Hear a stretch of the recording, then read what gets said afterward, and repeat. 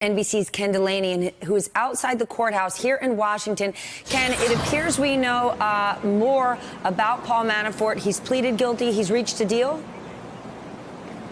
That's right, Stephanie. Robert Mueller's office has just filed a superseding criminal information against Paul Manafort, showing that he intends to plead guilty today to a host of charges that he was about to stand trial on next week in Washington, D.C. He's going to go into this courthouse behind me at 11 o'clock today, and the information suggests he's going to plead to money laundering, tax fraud, failure to file foreign bank accounts, violating the Foreign Agents Registration Act, obstructing justice, and lying to investigators. What we don't know, Stephanie, is whether he has made any agreement to cooperate with Robert Mueller's office or whether this is just simply an agreement to plead guilty to the charges to avoid a trial. What he would get by pleading guilty is a possible sentence reduction for acceptance of responsibility. Obviously, he'd be in a position to get a greater sentence reduction if he chose to cooperate, but given that Donald Trump has made noises about possibly intending to pardon Paul Manafort, that remains up in the air, Stephanie. But the news here today is that Paul Manafort is going to walk into this courthouse and plead guilty to a host of felony charges in Washington, D.C.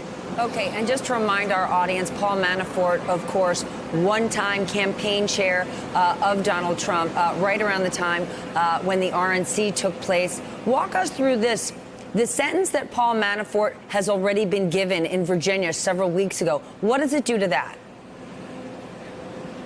Well, it all comes together, Stephanie, in the ultimate sentence that Paul Manafort will be handed. He is facing, under federal guidelines, about 7 to 9 years on the felony conviction in Virginia. Recall that a jury hung on some counts, convicted him of several other felony counts, and we learned from a juror in that Virginia case that they were one juror away from a unanimous conviction on all 18 counts against Paul Manafort. So the evidence in that case was overwhelming. Arguably, the evidence in the Washington, D.C. case was even more overwhelming. Now, if he had been convicted on all charges in the D.C. case, the sentencing guidelines called for between 10 and 15 years. And those Virginia and D.C. sentences would have been combined in some fashion, not strung one after the other, but combined. Essentially, he's looking at as many as 10 years, which for a 69-year-old man could be a life sentence. It remains to be seen how this plea deal will affect his ultimate sentencing. Okay, and I know you have limited information, but try to help us understand this.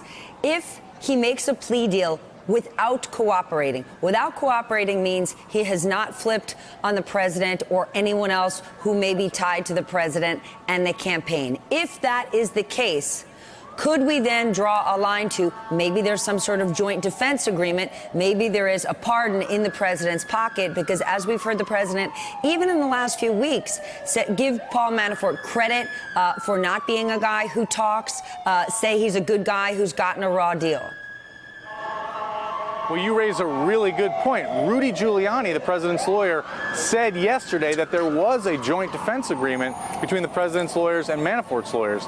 If Manafort was cooperating, that agreement would have to cease. Now, we don't know. It could have ceased as of an hour ago. We just don't know at this point. But if he does plead guilty without any cooperation agreement, many people will infer that he believes he has a chance of getting a pardon from the president, because he would be looking at a long prison stretch. As we said, a potential life sentence for a 69-year-old man. He could die in prison.